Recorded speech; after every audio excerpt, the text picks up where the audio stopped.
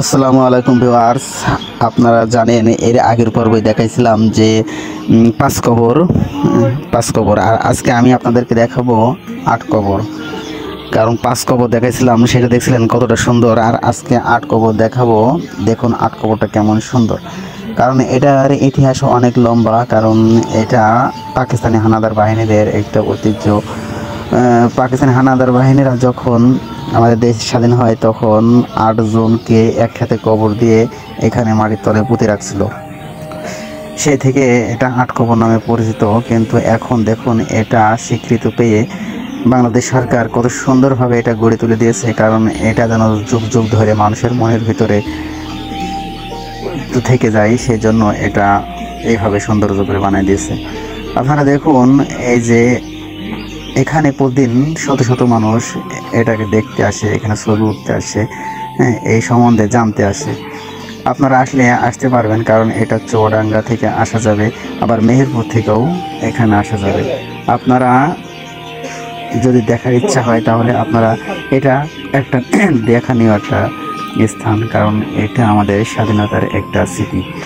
আপনারা যদি মুজিবনগর দেখতে আসেন তাহলে অবশ্যই এই 8 কবরটাও দেখতে আসবেন, কারণ এটাও একটা দেখার মতো জায়গা।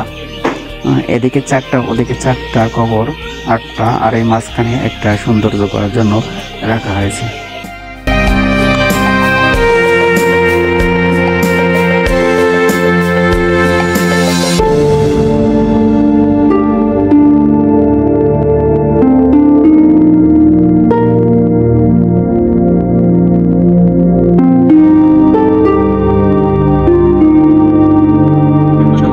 আপনারা যদি মেহেরপুর হয়ে আসেন তাহলে মেহেরপুর মুজিবনগর হয়ে 8 কবর হয়ে গোসের পাড়ায় চলে আসলেই ওখান থেকে ভাড়া নেবে আপনার 30 টাকা।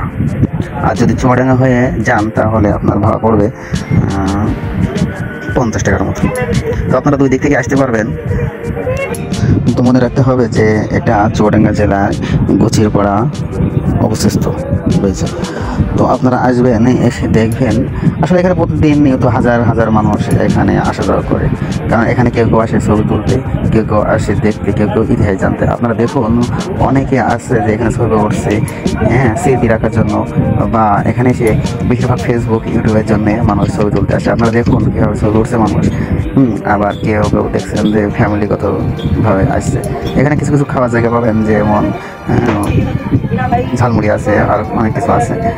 মানে আপনারা আসলে বুঝতে পারবেন যে এখানে কেমন পরিবেশ। আপনারা দেখতে পাচ্ছেন যে কত মানুষ দেখছেন ঘুরছে এভাবে। তো আজ এই পর্যন্তই। যদি ভিডিওটা ভালো লাগে তাহলে আমার চ্যানেলটাকে সাবস্ক্রাইব করে রাখবেন, আর নিত্য নতুন ভিডিও পাওয়ার জন্য পাশের বেল বাটনটা চেপে সর্বপ্রথম ভিডিও পাওয়ার জন্য বেল বাটনটা চেপে রাখবেন। আসসালামু আলাইকুম।